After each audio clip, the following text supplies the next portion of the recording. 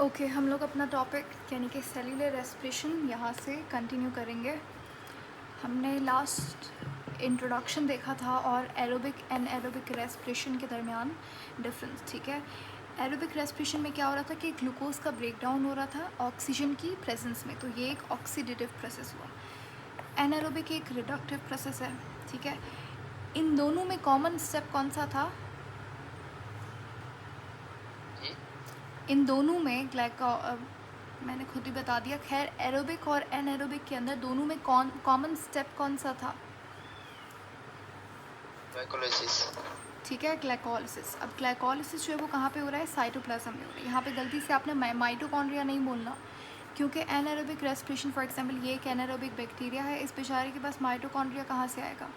Glycolysis cytoplasm में ही होगा। Aerobic मैंने आपसे कहा था कि हम लोग बाद में डिस्कस करेंगे। एनारोबिक हमने लास्ट लेक्चर में डिस्कस किया था, तो आज बारी है एरोबिक की। So without any further ado we'll start aerobic respiration. Aerobic के अंदर कितना एटीपी बनता है? 38 एटीपी बैक्टीरिया में, ठीक है। और यूकैरियोटिक हमारे अंदर 36 एटीपी बनता है। 2 एटीपी कहाँ गया वो हम देखेंगे आज, ठीक है। ये 2 एटीपी वाली मिस्ट्री सॉल्व करेंगे। और दूसरा, यहाँ पे कितना एटीपी बनता है एनारोबिक के अंदर? 2 एटीपी बनता है, ठीक है। एनारोबिक रेस्पिरेशन को आप फर्मेंटेशन भी कहते हैं। एनारोबिक के फिर 2 टाइप्स से, एक अल्कोहलिक फर्मेंटेशन और लैक्टिक एसिड फर्मेंटेशन। इसमें इथेनॉल बनती है, इसमें लैक्टिक एसिड बनता है। लैक्टिक एसिड यानी कि C3H6O3, ये फार्मूला होता है लैक्टिक एसिड का। So we are going to start क्या? Aerobic respiration.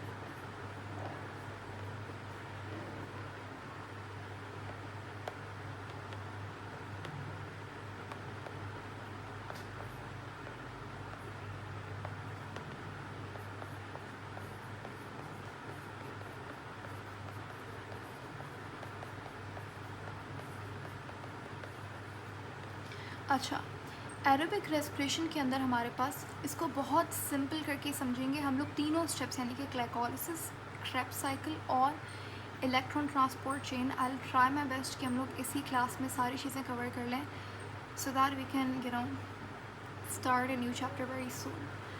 अब एरोबिक रेस्पिरेशन में मेन पॉइंट्स यहाँ पे लिख देते हैं। ये एक कैसा प्रोसेस है? ऑक्सीडेटिव या फिर रिडक्टिव? ऑक्सीडेटिव। इसके अंदर कितना एटीपी, टोटल एटीपी बनेगा? बैक्टीरिया के अंदर 38 और हमारे अंदर 36। एग्जैक्टली, ठीक है। किसी भी प्रोकैरियोटिक सेल के अंदर 38 यानी कि बैक्टीरिया वगैरह में, और हमारे अंदर 36 एटीपी, ठीक है। ना सिर्फ हमारे अंदर, मैंने यहाँ पे यूकैरियोटिक लिखा है, यानी कि प्लांट में भी 36 बनेगा, ठीक है। अच्छा, उसके बाद हमारे पास जो एरोबिक रेस्पिरेशन है, इसके कितने स्टेप्स होते हैं टोटल?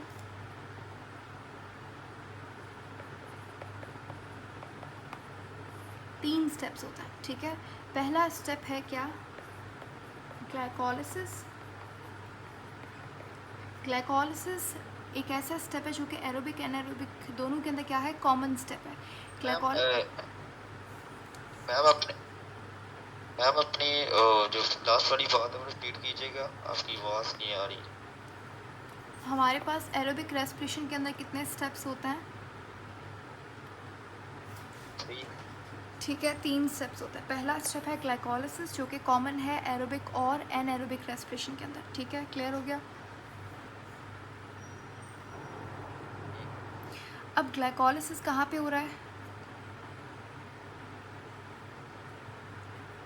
साइटोप्लाज्म के अंदर। एग्जैक्टली, ग्लाइकोलिसिस हमारे पास साइटोप्लाज्म में हो रहा है, ठीक है। दूसरा हमारे पास कौन सा स्टेप है? Krebs cycle. क्रेब्स साइकिल कहाँ पे हो रहा है? माइटोकॉन्ड्रिया में। अगर एग्जैक्टली मैं आपसे पूछूं माइटोकॉन्ड्रिया में भी कहाँ पे?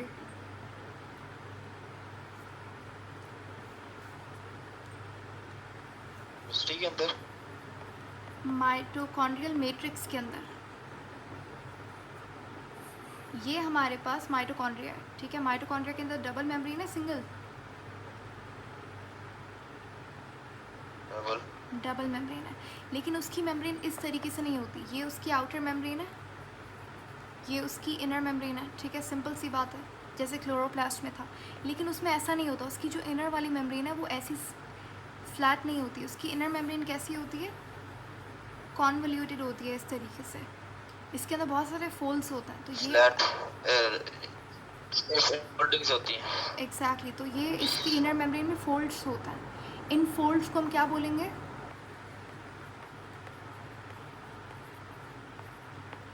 इन फोल्ड्स को क्या बोलेंगे, या क्रिस्टा, ठीक है, इनको हम क्रिस्टा बोलेंगे। अभी ये जो आप अंदर देख रहे हैं यहाँ पे, ये क्या है, ये इसे मैंने माइटोकॉन्ड्रियल मैट्रिक्स बोला है, ठीक है। तो आपके पास जो क्रेब्स साइकिल है वो कहाँ पे होगी, वो होगी माइटोकॉन्ड्रियल मैट्रिक्स में, वो मेम्ब्रेन में नहीं होगी। जबकि आपका जो लास्ट स्टेप है, जिसे आप इलेक्ट्रॉन ट्रांसपोर्ट चेन ETC कहते हैं, या फिर इसको रेस्पिरेटरी चेन भी कहा जाता है, क्या बोलेंगे, रेस्पिरेटरी चेन, ये कहाँ पे होगी, ये आपके पास माइटोकॉन्ड्रियल इनर मेम्ब्रेन के अंदर होगी, जिसे आप क्या कह सकते हैं,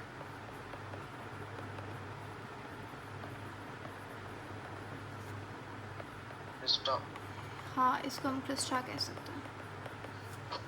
ठीक हो गया। तो एरोबिक रेस्पिरेशन के 3 स्टेप्स होते हैं। अब हम एक एक करके इनको देखेंगे और जो भी इंपॉर्टेंट पॉइंट्स हैं यहाँ पे वो कवर करेंगे। सबसे पहले हमारे पास है ग्लाइकोलिसिस, और जो पास्ट पेपर में क्वेश्चंस आए हुए हैं, as far as I remember, जितने मुझे याद हैं वो मैं आपके साथ शेयर करूँगी यहाँ पे इस पर्टिकुलर टॉपिक से। सबसे पहले तो आपको ये जो 3 पॉइंट्स यहाँ पे लिखे हुए हैं, ये एकदम याद होने चाहिए आपकी फिंगर टिप्स पे, क्योंकि इससे बहुत सारे क्वेश्चन वो लोग बना लेते हैं। बहुत सिंपल सा है क्वेश्चन है, लेकिन अगर नहीं पता आपको तो आप यहाँ पे गलती कर सकते हैं। इलेक्ट्रॉन ट्रांसपोर्ट चेन कहाँ पे होती है, क्रिस्टा में होती है। कौन सा स्टेप कॉमन है, तो ग्लाइकोलिसिस, ठीक है। क्रेब्स साइकिल कहाँ पे होती है, ग्लाइकोलिसिस क्रेब्स के दरमियान में लिंक रिएक्शन कहाँ पे होता है, तो ये सारी चीज़ें। So 1 by 1 we will discuss everything. Glycolysis जैसे मैंने आपको बताया, ये हमारे पास कॉमन स्टेप है। ये कहाँ पे होता है, ये साइटोप्लाज्म में हो रहा है, ठीक है, साइटोप्लाज्म, या फिर आप कह सकते हैं साइटोसोल में हो रहा है, ठीक है। ग्लाइकोलिसिस के कितने स्टेप्स होते हैं, 10 स्टेप्स होते हैं, ठीक हो गया। इसमें क्या होता है, इसमें जो ग्लूकोज है वो 10 स्टेप में 10 स्टेप्स में टूटता है, और वो क्या बनाता है, एक ग्लूकोज टूटकर 2 पायरुवेट के मॉलिक्यूल्स बनाता है। क्या बनाता है,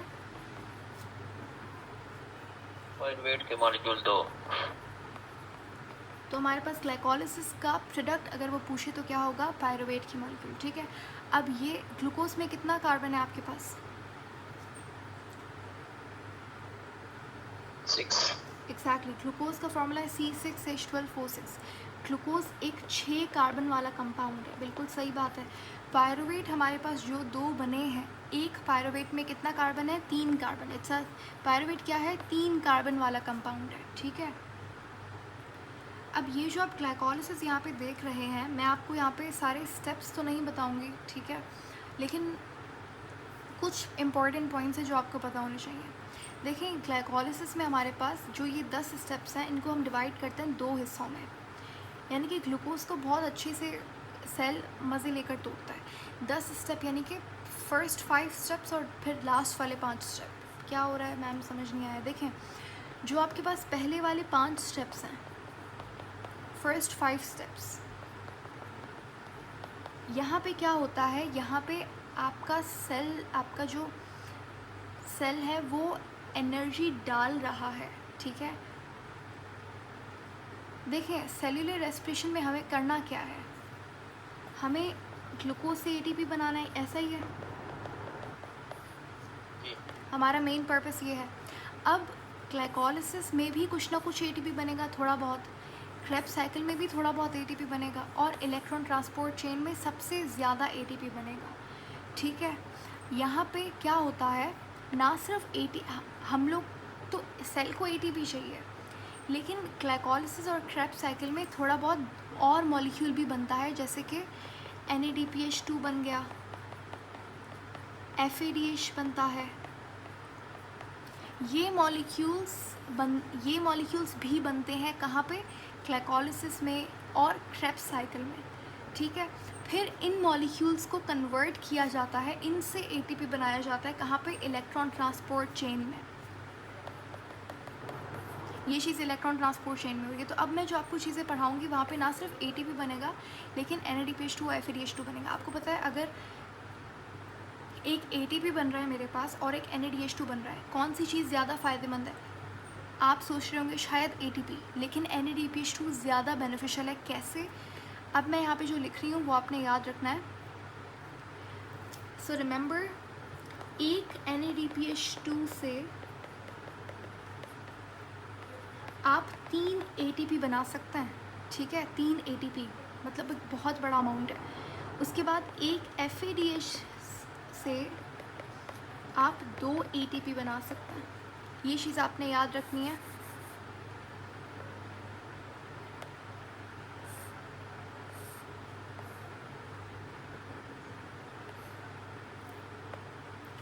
ठीक है। और ये चीज़ कहाँ पे होगी? ये कन्वर्जन कहाँ पे होगी आपका? कौन से स्टेप में ये चीज़ होगी?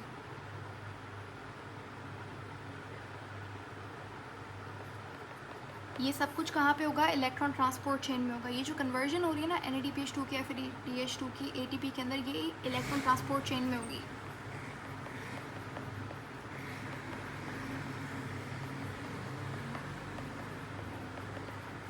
क्लियर हो गई यहाँ तक बात?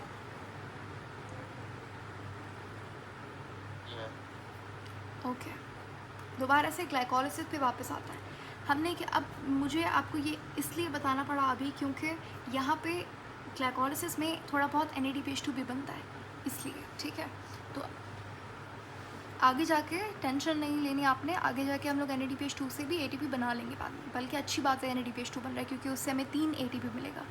खैर, तो ग्लाइकोलिसिस में टोटल स्टेप कितना है? 10।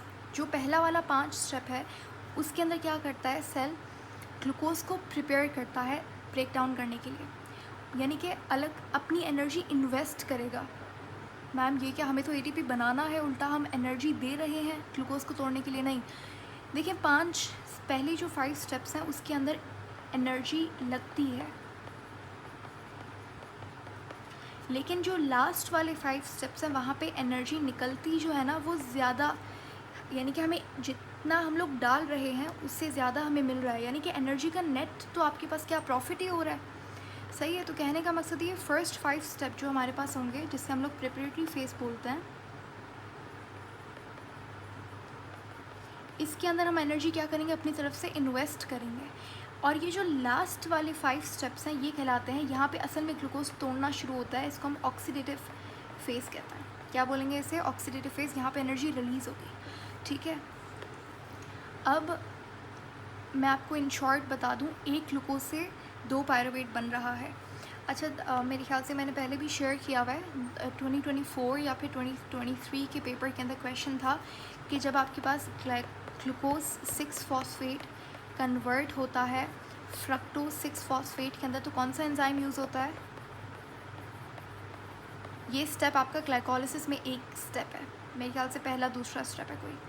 हाँ, तो कौन सा एंजाइम यूज़ होगा यहाँ पे?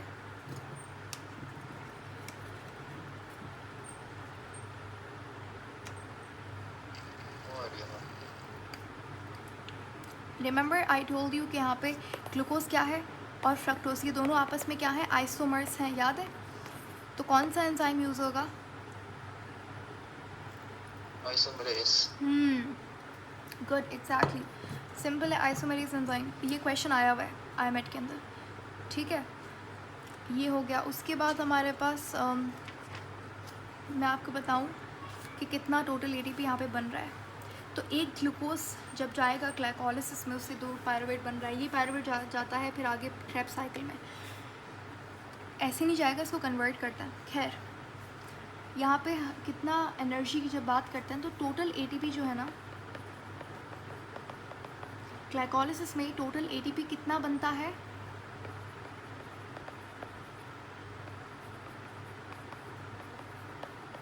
एक ग्लूकोज से 4 ATP बनेगा। अब क्या ये याद करना है? इतना इम्पोर्टेंट नहीं है। ठीक है।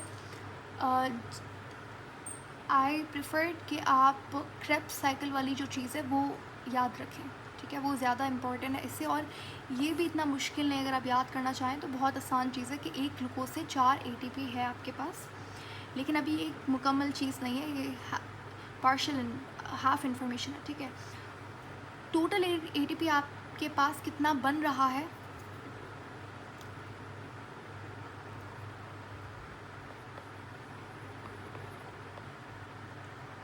हाँ टोटल ATP कितना बन रहा है कितने अंदर? ग्लाइकोलिसिस में? के अंदर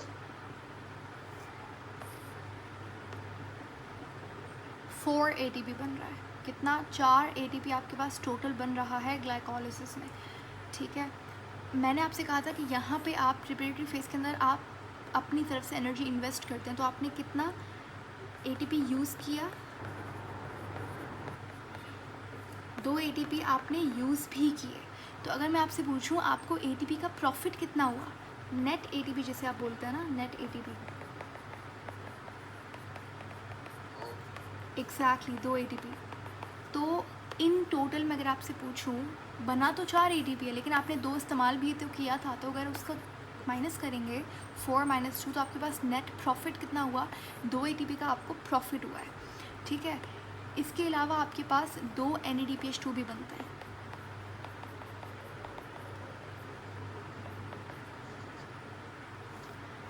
सही है, 2 NADH2 भी बनते हैं यहाँ पे।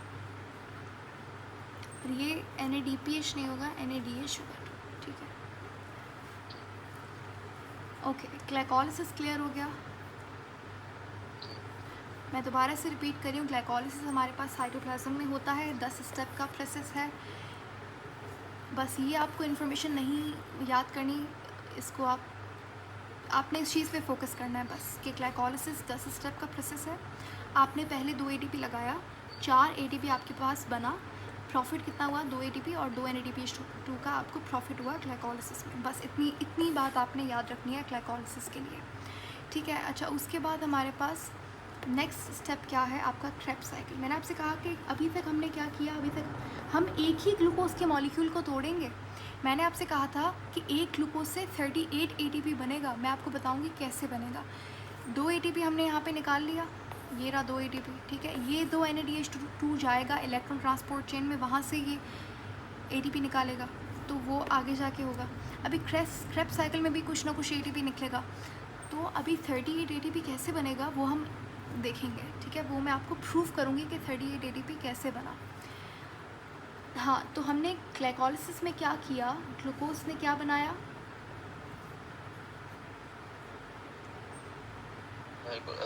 4 ATP और 2 NADH2। 4 ATP नहीं, 2 ATP निकले। नेट ATP कितना निकला आपके पास? 2। आप 2 बोलेंगे, ये 4 तो काउंट ही नहीं करेंगे ना, 2 आपने पहले डाला था, ठीक है। ये तो आपकी बात बिल्कुल ठीक है, लेकिन हमारे पास कंपाउंड कौन सा बना? 3 कार्बन वाला कौन सा कंपाउंड बना था? कार्बन बना पायरुवेट। एग्जैक्टली, पायरुवेट बना था। तो अब ये जो पायरुवेट यहाँ पे बना है, ये पायरुवेट अब जाता है कहाँ पे? नेक्स्ट स्टेप कौन सा है? Cycle, Krebs cycle. लेकिन यहाँ पे एक प्रॉब्लम है, माइटोकॉन्ड्रिया कहता है मैं इस पायरुवेट को ऐसे तो नहीं आने दूंगा, ये चीज़ नहीं हो पाती।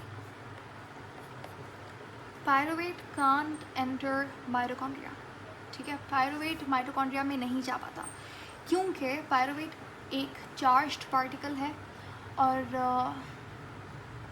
जो माइटोकॉन्ड्रियल मेम्ब्रेन है उसमें ऑफ कोर्स जब चार्ज पार्टिकल कभी भी मेम्ब्रेन को क्रॉस करता है तो हमेशा वहाँ पे एक्टिव ट्रांसपोर्ट होती है, तो सिंपल डिफ्यूजन से ये नहीं जाएगा। तो यहाँ पे आपको क्या करना है? ATP इस्तेमाल करना है, मतलब यहाँ पे पैसिव ट्रांसपोर्ट नहीं होगी, यहाँ पे आपको ATP लगेगा, ठीक है। तो एक हमारे पास यहाँ पे कितने ATP कितने पायरुवेट के मॉलिक्यूल्स हैं? 2। एक पायरुवेट को अंदर डालने के लिए 1 ATP लगेगा, 2 पायरुवेट के लिए 2 ATP लगेंगे। तो पायरुवेट एंटर करता है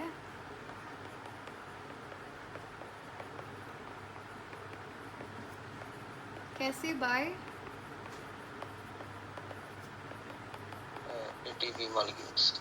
बाय एक्टिव ट्रांसपोर्ट, ठीक है, तो यहाँ पे एटीपी यूज़ होगा।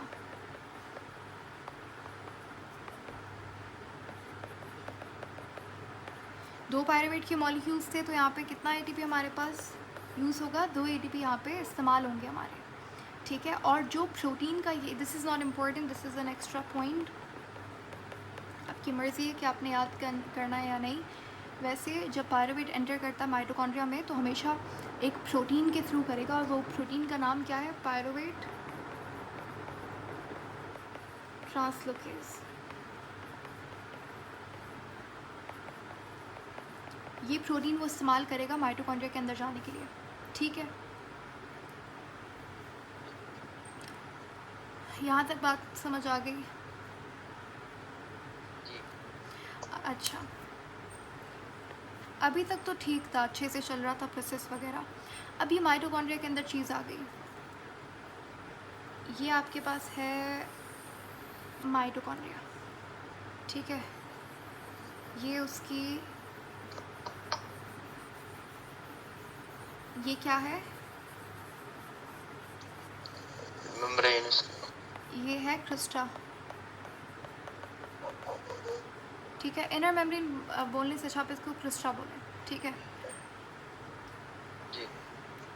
ये आउटर मेम्ब्रेन है, ये इनर मेम्ब्रेन है, और यहाँ पे ये जो आप देख रहे हैं ये क्या है? माइटोकॉन्ड्रियल मैट्रिक्स है। मैंने आपसे कहा था क्रेब्स साइकिल कहाँ पे होगा? माइटोकॉन्ड्रियल मैट्रिक्स के अंदर होगा। तो यहाँ पे एक छोटी सी तो नहीं, यहाँ पे एक बड़ी इंपॉर्टेंट साइकिल चल रही है, जिसको हम क्या बोलेंगे? साइकिल। इसे आप कहेंगे क्रेब्स साइकिल। यहाँ पे बाहर हमारे पास साइटोप्लाज्म है, ठीक है। साइटोप्लाज्म में अभी अभी हमने देखा था क्या हुआ था? ग्लाइकोलिसिस हुआ था। ग्लाइकोलिसिस की रिजल्ट में दो पायरुवेट बना था। फिर हमने देखा कि ये जो 2 पायरुवेट बने हैं ये एक प्रोटीन के थ्रू, उस प्रोटीन का नाम क्या था? पायरुवेट ट्रांसलोकेज, ठीक है। इस प्रोटीन के थ्रू ये पायरुवेट अंदर आता है, और यहाँ पे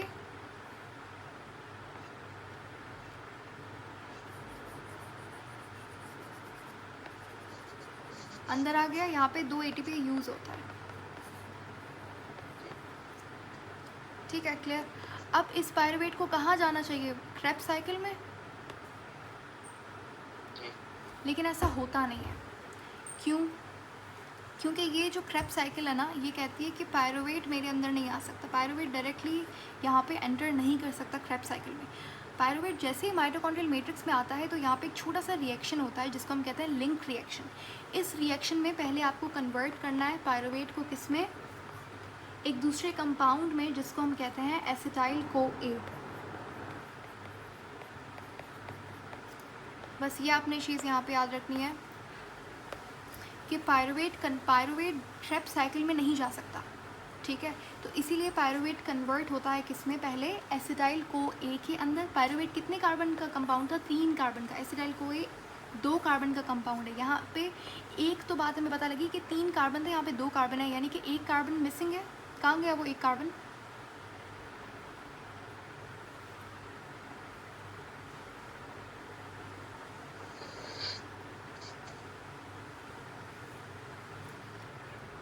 यहाँ पे वो जो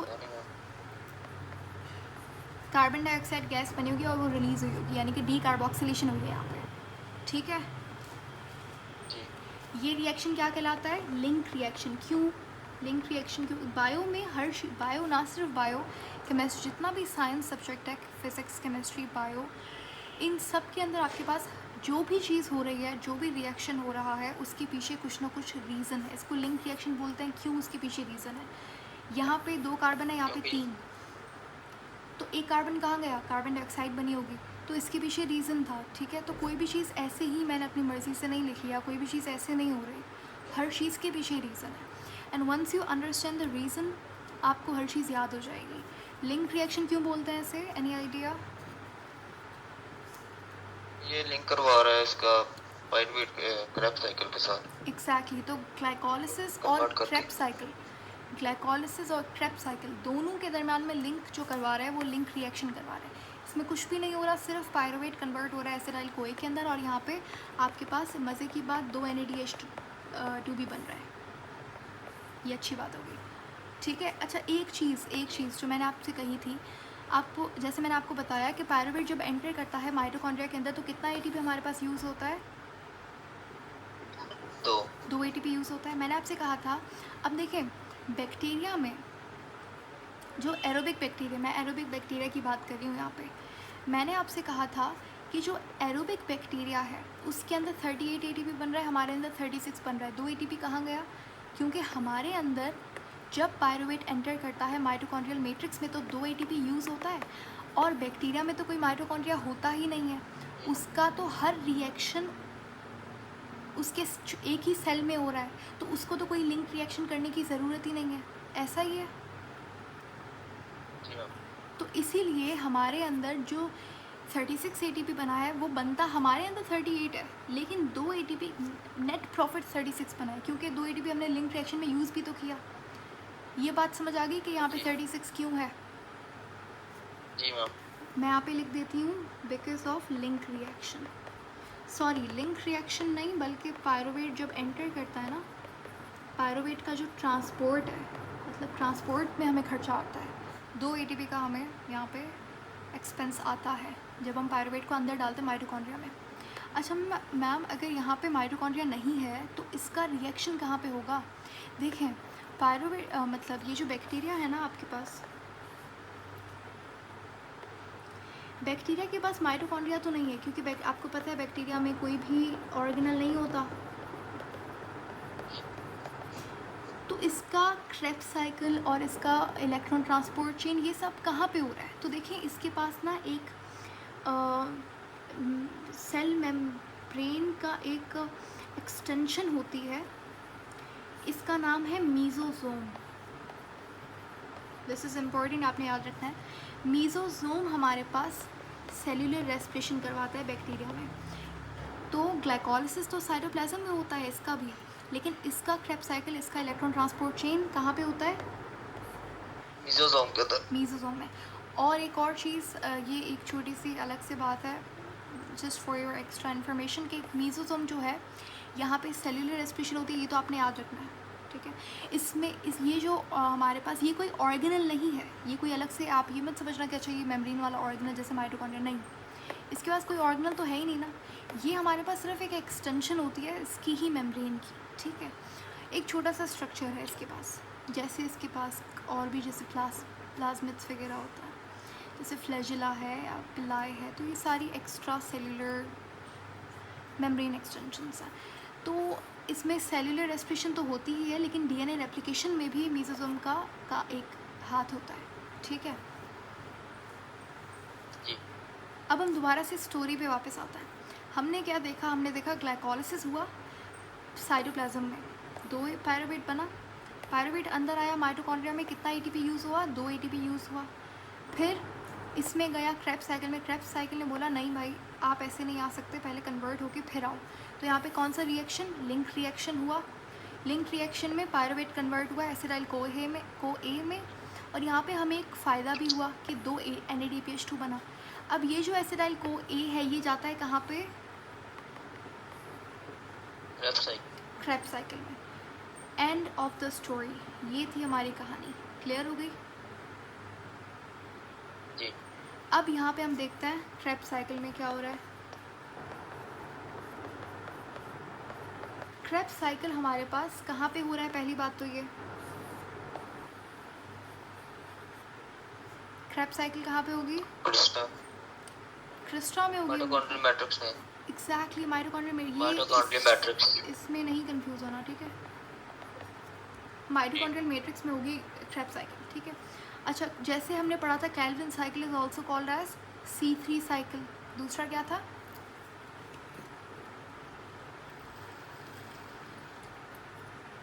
किसने डिस्कवर किया था कैल्विन साइकिल? Dark reaction.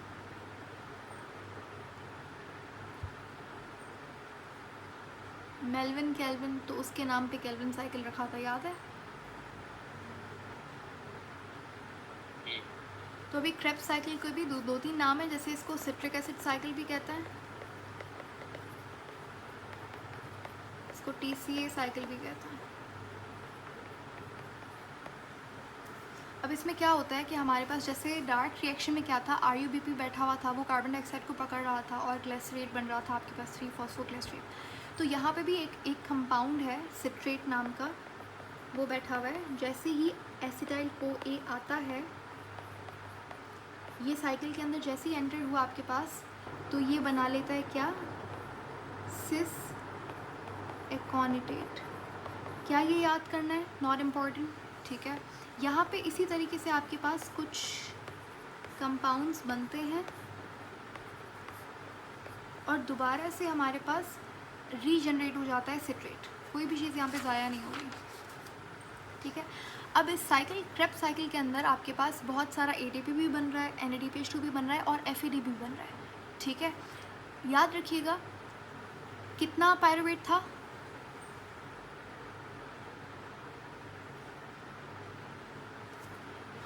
दो पायरुवेट था। तो एसिटाइल CoA भी कितना बनेगा, दो एसिटाइल CoA बनेगा। तो ये क्रेब्स साइकिल में 2 एसिटाइल CoA जाएगा, ठीक है। अब मैं यहाँ पे आपको जो चीज़ याद करनी है वो बता रही हूँ। एक क्रेब्स साइकिल के अंदर एक क्रेब्स साइकिल के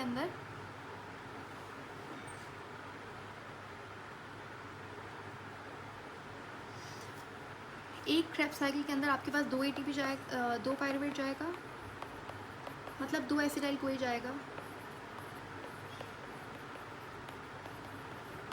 मैं आपको एक पायरुवेट का बता रही हूँ, आप 2 का खुद निकाल लीजिएगा। एक का क्या है, आपको याद करने में इजी रहेगा। एक पायरुवेट से आपके पास कितना ATP, NADPH2, FAD बन रहा है, ये आपको याद करना है। ट्रिक क्या है, मैंने कैसे याद किया हुआ है, आप सिंपल कैसे याद करेंगे। जैसे डार्क रिएक्शन में याद है, मैंने आपसे कहा था कि आपको 6 का टेबल याद होना चाहिए, तो आपको पता लग जाएगा कि डार्क रिएक्शन में क्या चीज़ यूज़ हो रही है, याद है। उसी तरीके से वहाँ पे ATP यूज़ हो रहा था, यहाँ पे ATP क्या हो रहा है, बन रहा है। आपने याद रखना है कि यहाँ पे चीज़ें बन रही है, वहाँ पे ATP वगैरह क्या हो रहा था, यूज़ हो रहा था। खैर, एक पायरुवेट का मैं आपको बता रही हूँ, 2 का आपने निकाल लेना है 2 से मल्टीप्लाई करके, सिंपल। तो एक पायरुवेट के लिए आपने जस्ट एक रेशो है वो याद रखना है, ऐसे ही बता रही हूँ, रेशो करके याद रखने का तरीका है 2:6:2। आपने बस ये चीज़ याद रखनी है। याद हो गई, 2:6:2, बस सिंपल है। अब ये है क्या, देखो एक पायरुवेट के लिए आपने याद रखना है 2:6:2, 2 के लिए क्या हो जाएगा 4, ये हो जाएगा 4:12, 4 हो जाएगा 4 है ना। तो मैं एक का क्या है याद करना थोड़ा सा आसान है, तो 2:6:2। अब ये 2:6:2 है क्या, 2 आपके पास ATP बने, किस में मैम, क्रेब्स साइकिल में, और किस में, 2 ATP बने, 6 NADH बना और 2 FADH बना। Is that clear. तो ये आपके पास, अगर ये समझ आ गया आपको, तो मतलब यू आर क्लियर। आपके पास यहाँ पे क्रेब्स साइकिल हमारे पास ख़त्म होती है।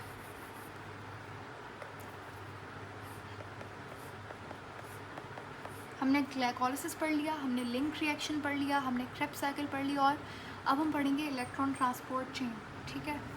और जो क्वेश्चन अभी 2024 या फिर आई गेस 2023 के पेपर के अंदर इलेक्ट्रॉन ट्रांसपोर्ट चेन में जो सवाल आया था, उसको कैसे सॉल्व करेंगे, वो भी, उसके लिए जितनी इन्फॉर्मेशन चाहिए सफिशेंट, वो सारी मैं आपके साथ शेयर करूँगी ETC के हवाले से। सो नेक्स्ट हमारे पास टॉपिक क्या है, ETC, यानी कि ट्रांसपोर्ट चेन। और इसे आप क्या कह सकते हैं,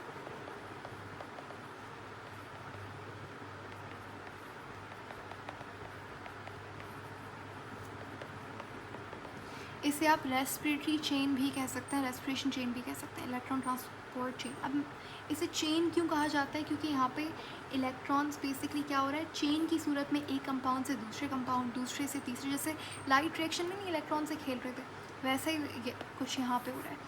अब ये हो रहा कहाँ पे है, कौन से जगह पे हो रहा है, हिस्सा के अंदर, यस, तो ये माइटोकॉन्ड्रियल, अगर मैं कहूँ माइटोकॉन्ड्रियल इनर मेम्ब्रेन में, या फिर आपने अच्छा वर्ड यूज़ किया क्रिस्टा, वहाँ पे होगा।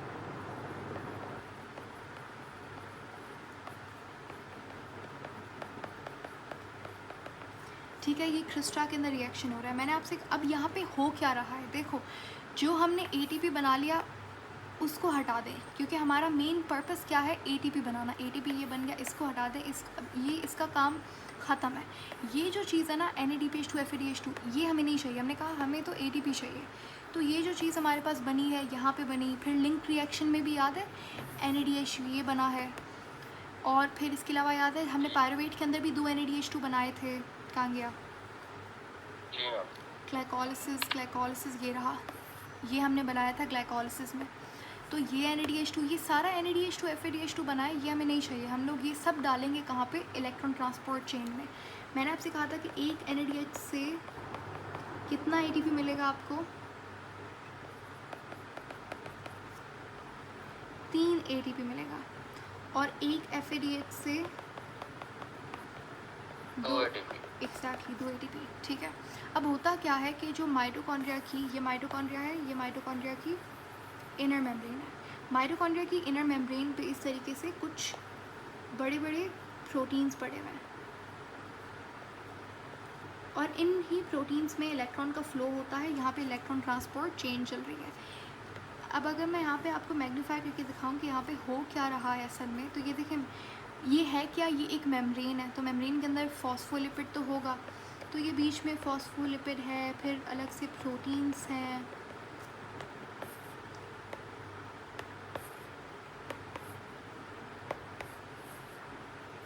तो इस तरीके से बड़े बड़े क्या है, कॉम्प्लेक्सेस पड़े हुए हैं आपके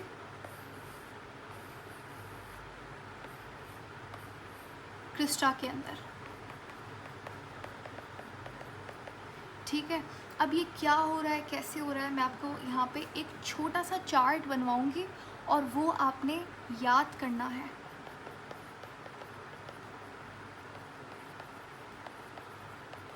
ये चार्ट समझे एक शॉर्टकट है इलेक्ट्रॉन ट्रांसपोर्ट चेन को याद करने का, और इस IMET के अंदर जो क्वेश्चन आएगा उसको सॉल्व करने का। ठीक है, क्योंकि ये सवाल आ चुका है ऑलरेडी अभी 23 या 24 के पेपर में।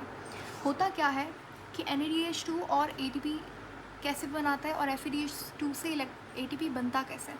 होता क्या है कि ये आपके पास जो NADH2 है, ये जाता है क्रिस्टा में। ठीक है, अच्छा, ये जो प्रोटीन्स पड़े हुए ना यहाँ पे, ये प्रोटीन्स, इनको मैं कॉम्प्लेक्सेस कहूँगी, ये कॉम्प्लेक्स हैं। ठीक है, और ये बेसिकली प्रोटीन्स, तो ये कॉम्प्लेक्स 1 है, फिर ये कॉम्प्लेक्स 2 है, ये कॉम्प्लेक्स 3 है, फिर यहाँ पे कुछ अलग से और भी कंपाउंड्स पड़े हुए हैं। ठीक है, कुछ और मॉलिक्यूल्स पड़े हुए हैं। सही है, अब हम यहाँ पे जो चीज़ याद करनी है वो देखें।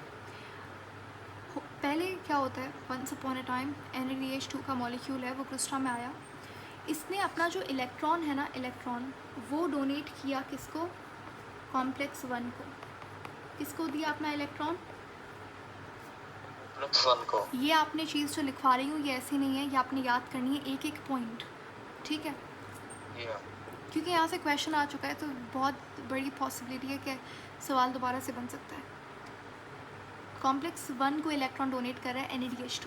इसी तरीके से मीनवाइल दूसरे हाथ पे हमने देखा, एक तरफ तो मतलब मैं गई क्रिस्टा में, मैंने देखा कि अच्छा NADH2 अपना इलेक्ट्रॉन दे रहा है कॉम्प्लेक्स 1 को, तो उसी तरफ मेरी जैसे ही नज़र वहाँ पे पड़ी, तो FADH2 भी कुछ कम नहीं है, वो अपना इलेक्ट्रॉन डोनेट कर रहा है बेचारा, किसको, कॉम्प्लेक्स 1 को। आपको क्या लगता है, ये अपना इलेक्ट्रॉन कॉम्प्लेक्स 1 को नहीं देता, ये कहता है नहीं मैं अपना इलेक्ट्रॉन दूंगा कॉम्प्लेक्स 2 को। ठीक है, अब ये दोनों के पास इलेक्ट्रॉन आ गए, ये भी खुश, ये भी खुश। ठीक है, अब ये दोनों के जो इलेक्ट्रॉन्स हैं, ये दोनों के जो इलेक्ट्रॉन्स हैं, ये जाते हैं किसके पास, को एंजाइम Q के पास, जिसका दूसरा नाम है यूबिक्विनोन। क्या ये याद करना है मैम, हाँ ये याद करना है, क्योंकि हम लोग कोई रिस्क नहीं ले सकते। ये सवाल आया हुआ है अभी रिसेंटली 2023 या 24 के पेपर में। ठीक है, इफ़ पॉसिबल मैं आपको क्वेश्चन भी दिखा दूँगी। तो ये दोनों अपना इलेक्ट्रॉन कहाँ पे जाएगा, कोएंजाइम Q के पास, जिसका दूसरा नाम यूबिक्विनॉन है। अब यूबिक्विनॉन से इलेक्ट्रॉन जाएगा किसके पास, कॉम्प्लेक्स 3 के पास। कॉम्प्लेक्स 3 से इलेक्ट्रॉन जाएगा साइटोक्रोम के पास, और बस ख़त्म हो गया। साइटोक्रोम से इलेक्ट्रॉन जाएगा कॉम्प्लेक्स 4 के पास। यानी कि कॉम्प्लेक्सेस मेरे पास कितने हैं, हमारे पास कॉम्प्लेक्सेस 4 हैं। कितने, 4। दोबारा से सुने, NADH ने इलेक्ट्रॉन दिया कॉम्प्लेक्स 1 को, FADH ने दिया 2 को। बीच में मेरे पास 2 दूसरे मॉलिक्यूल्स हैं, बाकी 4 कॉम्प्लेक्सेस हैं। ठीक है, दोनों ने इलेक्ट्रॉन दिया कोएंजाइम Q को। इसने इलेक्ट्रॉन दिया कॉम्प्लेक्स 3 को। कॉम्प्लेक्स 3 से इलेक्ट्रॉन गया साइटोक्रोम के पास, फिर कॉम्प्लेक्स 4 के पास। अब ये इलेक्ट्रॉन से होगा क्या आगे, तो असल में क्या हो रहा है कि ये इलेक्ट्रॉन जाएगा। अब फाइनल एक्सेप्टर कौन है, ये भी क्वेश्चन है। फाइनल एक्सेप्टर कौन है इलेक्ट्रॉन का, oxygen. Oxygen is the final acceptor of electron. ठीक है, ऑक्सीजन क्या है, फाइनल एक्सेप्टर है इलेक्ट्रॉन का। और NADH2 वाला इलेक्ट्रॉन है खासकर, वो हमारे पास जाएगा इसके पास।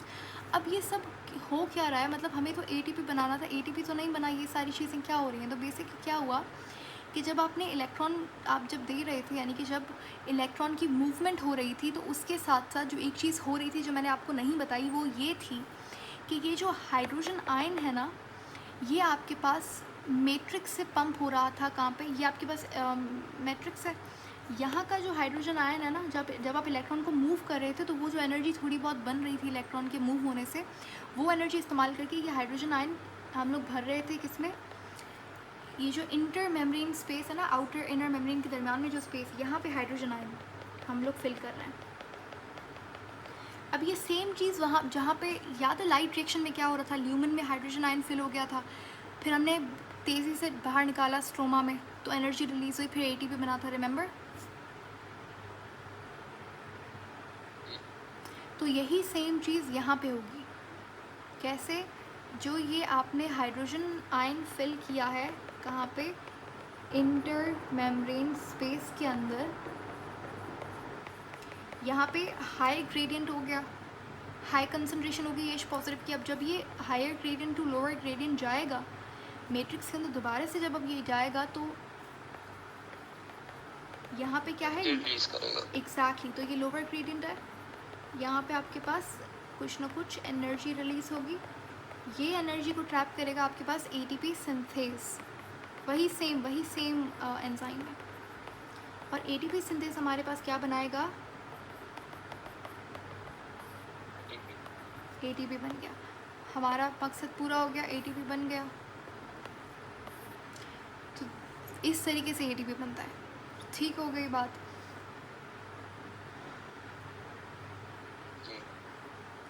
अच्छा, अब यहाँ पे नेट ATP आपके पास कितना बना, 38 total ATP, total cellular respiration में टोटल 38 ATP बना, हमारे अंदर 36 बना।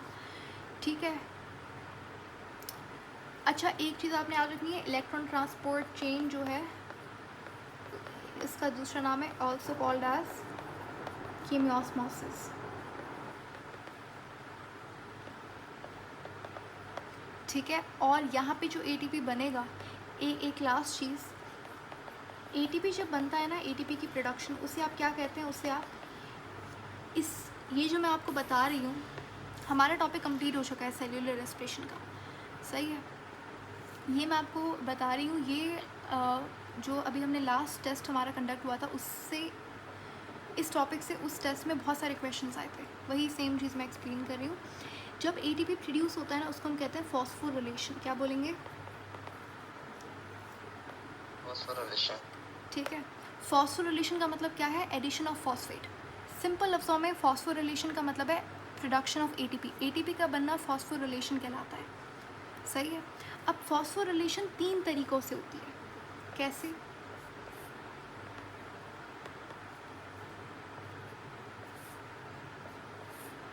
पहला आपको याद है लाइट रिएक्शन में हमने ATP बनाया था, तो वहाँ पे एटीपी हम लोग कैसे फॉर्म कर रहे थे, हम लोग सनलाइट को ट्रैप कर रहे थे, यानी कि सोलर एनर्जी हमारे पास कन्वर्ट हो रही थी केमिकल यानी कि एटीपी के अंदर, रिमेंबर। जी मैम। तो ये जो एटीपी बना है ना, इसको हम कहेंगे फोटो फॉस्फोरिलेशन। है तो फॉस्फोरिलेशन यानी कि प्रोडक्शन ऑफ एटीपी। कैसे बना एटीपी? फोटॉन्स की वजह से, सनलाइट की वजह से, ठीक है। अभी हमने देखा कि ग्लाइकोलिसिस में कुछ ना कुछ एटीपी बन रहा है, 2 एटीपी बन रहा है टोटल, और क्रेब्स साइकिल में थोड़ा बहुत कितना 2:6:2 2 एटीपी बन रहा था क्रेब्स साइकिल में। जी मैम। तो जो ग्लाइकोलिसिस और क्रेब्स साइकिल में एटीपी बनेगा उसे आप कहेंगे सबस्ट्रेट लेवल, हाँ, phosphorylation. Phosphorylation.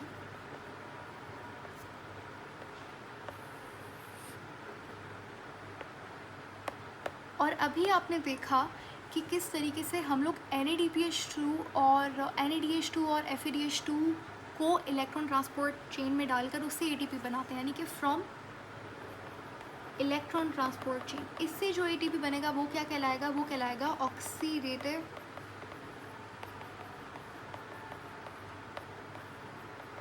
Oxidative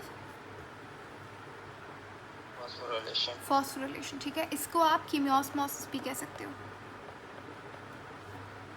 okay, is this clear? ये बात समझ आई है? जी ma'am. Okay, and we are done. हमारा पूरा ये टॉपिक सेलुलर रेस्पिरेशन कंप्लीट हो चुका है, ये चैप्टर।